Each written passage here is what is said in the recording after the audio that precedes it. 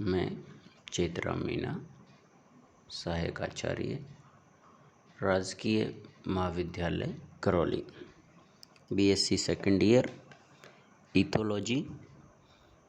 आज का टॉपिक है सामाजिक संगठन या सोशल ऑर्गेनाइजेशन, जिसमें हम मुख्य रूप से काले हिरन, रीसस बंदर, मधुमक्खी, दीमक व लंगूर के सामाजिक संगठन की बात करेंगे। सर्वप्रथम सामाजिक संगठन को 1938 में W.C. एलन ने बताया। समूह का सामाजिक संगठन समूह के कुल सदस्यों की संख्या, उनकी उम्र, लिंग, लिंगानुपात तथा वयस्क नरों की संख्या पर निर्भर करता है, जो स्वयं भोजन की पर्याप्तता, उपलब्धता तथा वितरण के आधार पर निर्भर करता है। सामान्य रूप से हम कहें कि सामाजिक संगठन क्या है? एक ही जाति के जंतुओं का एक समूह, स्थायी समूह, जिसके अंदर कार्य का क्रियात्मक श्रम विभाजन पाया जाता है, एक जंतु के दूसरे जंतु के ऊपर निर्भरता रहती है, वे आपस में एक साथ रहते हैं, उसे सामाजिक संगठन कहते हैं। जैसे मनुष्य सबसे अच्छा इसका उदाहरण है जो हम देख रहे हैं। मनुष्य एक सामाजिक जो है वो जीव है, इसीलिए कहा जाता है कि भाई मनुष्य एक सामाजिक जीव है, एक सामाजिक प्राणी है, क्योंकि घर के अंदर, समाज के अंदर हर व्यक्ति का जो कार्य है वो निश्चित है, निर्धारित है और एक दूसरे के अंदर स्थायी रहता है। सामाजिक जीवन का आधार सदस्यों के बीच अंतःक्रिया है, जो भोजन, जल, देह में रखरखाव तथा लैंगिक सहयोग का विनिमय करते हैं। देखो, सामाजिक संगठन अंतःक्रिया से मीन से आपस में एक दूसरे जंतुओं के अंदर जो है वो क्रियाएं होती है। एक दूसरे जंतु को, सदस्य को जो है वो काम बांट दिए जाते हैं, काम जो है वो बटे हुए होते हैं। लेकिन इसकी निर्भरता जो डिपेंड कर रही है कि उस जगह पर जहाँ सामाजिक संगठन या सामाजिक संगठन का जंतु का एक समूह रह रहा है, वहाँ उस समूह के लिए भोजन कितना पर्याप्त है, जल कितना पर्याप्त है, सुरक्षा कितना पर्याप्त है, सुरक्षित है जंतु या नहीं, उस बात पर निर्भर करता है। टिन बर्जन के अनुसार किसी जाति के एक सदस्य का उसी जाति के अन्य सदस्य के साथ होने वाली कोई भी अंतःक्रिया सामाजिक व्यवहार कहलाता है। एक ही जाति के दो सदस्यों के मध्य में होने वाली जो अंतःक्रिया है उसे सामाजिक व्यवहार कहते हैं। उसमें वे सभी व्यवहार शामिल हैं जिनसे एक जाति के सदस्य प्रभावित होते हैं। सामाजिक संगठन स्वयं अस्थायी या स्थायी या वार्षिक या मौसमी जो है वो हो सकता है। मतलब जो समूह बनना है वो एक विशेष स्थिति में हो सकते हैं, लेकिन उसे हम सामाजिक संगठन ना कह के और केवल एक समूह कहा जाता है। सामाजिक व्यवहार की निम्न विशेषताएं पाई जाती है।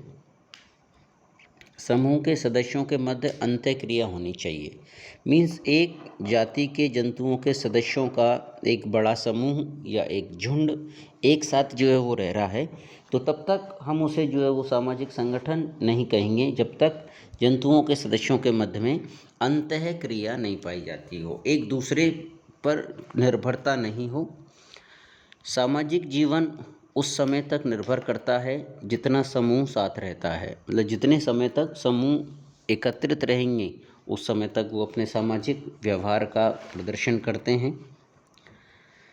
सामाजिक व्यवहार भौतिक संपर्क न होकर इस पर बल देता है कि समूह के में कितनी ऊर्जा व्यय की जाती है। मतलब एक जंतु दूसरे जंतु के लिए कितना कार्य कर रहे हैं। अगला जो महत्वपूर्ण लक्षण है, परस्पर संप्रेषण होना चाहिए। संप्रेषण दृश्य, विजुअल, श्रव्य घ्राण, ऑल्फैक्टरी अथवा स्पर्श हो सकता है। मीन्स जो जंतुओं का समूह रह रहा है, एक जाति के जंतुओं का जो समूह एक साथ रह रहा है, उसमें आपस में कम्युनिकेशन, संप्रेषण होना चाहिए।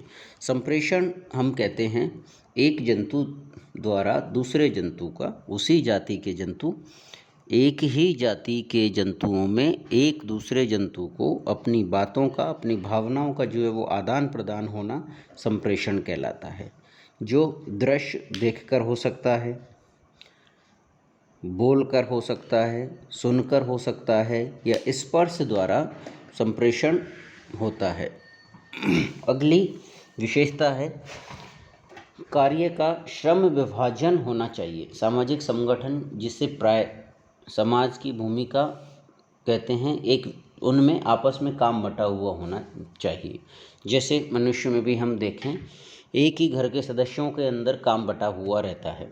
सामान्यतः पुरुष घर के बाहर के काम करता है, महिलाएं सामान्य रूप से जो घर पे रहती हैं वो घर के जो दैनिक कार्य हैं उन कार्यों को जो है वो निवृत्त करती हैं। पीढ़ी अति व्यापन होना चाहिए। यह एक प्रमुख विशेषता है, अर्थात एक से अधिक पीढ़ी के सदस्यों के समूह में होने चाहिए। देखो, सामाजिक संगठन की ये भी एक विशेषता है। मुख्य रूप से सामाजिक संगठन का हम कहते हैं 3 मुख्य विशेषता होती है। आपस में संप्रेषण होना चाहिए, काम का श्रम विभाजन होना चाहिए, क्रियात्मक श्रम विभाजन होना चाहिए, मतलब काम एक दूसरे जंतुओं में बटा हुआ होना चाहिए। जैसे मधुमक्खी के सामाजिक संगठन में हम बात करेंगे कि मधुमक्खी के सामाजिक संगठन में रानी मधुमक्खी छत्ते पर नियंत्रण करती है। श्रमिक मधुमक्खी संपूर्ण छत्ते का रखरखाव, भोजन की तलाश करना, छत्ते का निर्माण करना, रानी मधुमक्खी को जो है वो भोजन खिलाना, छत्ते की सुरक्षा करना, ये सभी काम श्रमिक द्वारा किए जाते हैं। वहाँ नर या ड्रोन पाए जा रहे हैं, उनका कार्य है मादा के साथ मैथुन करना। तो काम बटा हुआ रहता है, फिक्स रहता है, निश्चित रहता है। तो एक सामाजिक संगठन में काम बटा होना चाहिए। पीढ़ी अति व्यापन का मतलब है उस समूह में 2 या 2 से अधिक पीढ़ियों के सदस्य रहने चाहिए। सशक्त होना चाहिए, मीन्स जो समूह है वो मजबूती से बंधा हुआ होना चाहिए और समूह में स्थायित्वता होनी चाहिए। स्थायित्वता होने से तात्पर्य है समूह स्थायी होना चाहिए। ऐसा नहीं कि कुछ समय के लिए जो है वो समूह एकत्रित हुआ, कुछ समय के लिए जंतु एकत्रित हुए और बाद में वो अलग अलग हो जाएं, उसको हम सामाजिक संगठन की श्रेणी में नहीं रखते। जैसे उदाहरण के लिए कुत्तों में हम सामान्य रूप से जो है वो देखते हैं, जैसे ही सितंबर या अक्टूबर माह प्रारंभ होता है तो कुत्तों के समूह आपस में एक साथ दिखाई देने लगते हैं, लेकिन ये अस्थायी होते हैं। सितंबर, अक्टूबर और अधिकतम नवंबर, उसके बाद में ये समूह अलग अलग हो जाते हैं। तो ये केवल और केवल लैंगिक क्रियाएं या मैथुन करने के लिए जो है वो एक साथ होते हैं, उसके बाद में अलग अलग हो जाते हैं। तो उसे हम सामाजिक संगठन ना कहकर उसे एक अस्थिर समूह की संज्ञा दी जाती है। समूह के सदस्यों में आपस में परार्थी या त्यागी व्यवहार होना चाहिए। एग्जाम्पल के लिए, जैसे दीमक मधुमक्खी है, वो निस्वार्थ रूप से पूरे जो मधुमक्खी का छत्ता है उसका व्यवहार, उसमें जो है वो कार्य करती है और वह मधुमक्खी का काम करने के लिए प्रजनन का भी त्याग कर देती है। प्रजनन का त्याग करने से तात्पर्य है दीमक के सामाजिक संगठन में जो श्रमिक हैं वो एक तरह की मादाएं होती हैं, लेकिन वो बद्ध माताएं होती है, स्टेराइल मादाएं होती है जो निषेचन नहीं करती है। वो एक तरह से जो रानी मधुमक्खी है उसके लिए उसका त्याग करती है।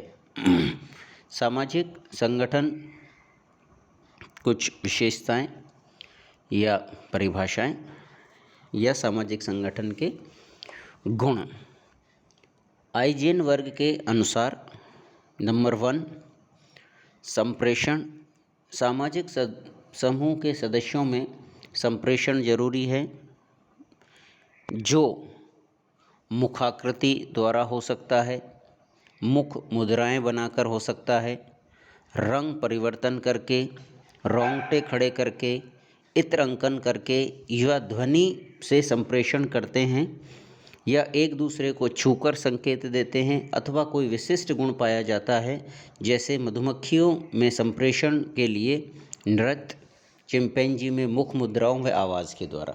मनुष्य में हम देखें, एक जंतु से दूसरे जंतु में जो संदेश पहुंचाए जाते हैं वो मुख्य रूप से वाणी द्वारा, भाषा या आवाज़ के द्वारा पहुंचाए जाते हैं, लेकिन उसके अलावा भी मनुष्य द्वारा मुख मुद्राएं बनाकर भी संप्रेषण किया जाता है। जैसे किसी व्यक्ति को गुस्सा आया तो आंखें जो है वो चौड़ा लेना, मुंह का कलर जो है वो लाल हो जाना, तो हम समझ जाते हैं कि सामने वाला व्यक्ति गुस्से में है। तो सामाजिक संगठन में उस संप्रेषण होना अति आवश्यक है। नंबर 2, सशक्ति। समाज के सदस्य बहुत निकट रहने की चेष्टा करते हैं। एक निवह, जैसे मधुमक्खी के एक जो निवह हैं या जिसे छत्ता या समूह कह रहे हैं, उस एक छत्ते में ही रहती है। हिरण एक झुंड में रहते हैं। सिंह एक प्राइड बनाकर रहते हैं तथा भेड़िया एक टोली में रहते हैं। तो ये इनके नाम दिए गए हैं, जैसे मधुमक्खी का निवह, हिरन का झुंड, सिंह का प्राइड और भेड़िए का एक टोली। बबून बंदरों का भी एक झुंड घूमते समय साथ साथ रहना पसंद करता है, जिसमें वयस्क तथा प्रभावी नर मादाओं के साथ केंद्र में रहता है, जबकि वयस्क अप्रभावी नर आगे व पीछे के जोखिम वाले स्थानों पर रहते हैं। आगे हम बात करेंगे इस बात की कि जो बबून बंदर है उनमें किस तरह का सामाजिक संगठन है। श्रम का कार्य का विभाजन होना चाहिए। हमने बात करी थी कि सामाजिक संगठन में या एक साथ जो जंतु रह रहे हैं उनमें कार्य का क्रियात्मक श्रम विभाजन जरूरी है। मतलब हर सदस्य के पास कोई ना कोई कार्य होना चाहिए जो दूसरे सदस्य के लिए उपयोगी हो। जैसे लाल मुंह का बंदर या बबून में युवा वयस्क, जिसे हम प्रभावी नर कहते हैं, जब झुंड बनाकर चलता है तो आगे व पीछे रहकर नर व मादाओं व बच्चों की सुरक्षा करता है। प्रभावी नर का जो बबून बंदर है, जो लाल मुंह के बंदर हम कह रहे हैं, प्रभावी नर द्वारा भोजन क्षेत्र तय करना, आराम करना और लड़ाई करते समय सबसे पहले जो है वो सामने आके और किसी समूह से लड़ाई जो है वो करना, वो दायित्व प्रभावी नर का है। मादा बच्चे पैदा करना व लालन पालन करने का कार्य है। मधुमक्खी में हम देखें तो रानी मधुमक्खी द्वारा अंडे देने का कार्य करना व नियंत्रण करना होता है। नर द्वारा मात्र रानी मधुमक्खी के साथ प्रजनन करना व श्रमिक मधुमक्खी द्वारा पंखा झाड़ना, छत्ते की मरम्मत करना, छत्ते का निर्माण करना, भोजन की खोज करना, रानी मधुमक्खी को रॉयल जेली खिलाना आदि सभी काम श्रमिक के होते हैं। स्थायित्वता तथा अभेद्यता पाई जानी चाहिए। समाज को बनाए रखने वाले सदस्य बदलते नहीं हैं। कभी कभी नर समूह से जा सकते हैं या आ सकते हैं, परंतु मादाएं न तो जा सकती है और न ही आ सकती हैं। तो ये कुछ सामाजिक संगठन की विशेषताएं हैं, जिसमें 4 लक्षण स्पष्ट होने चाहिए।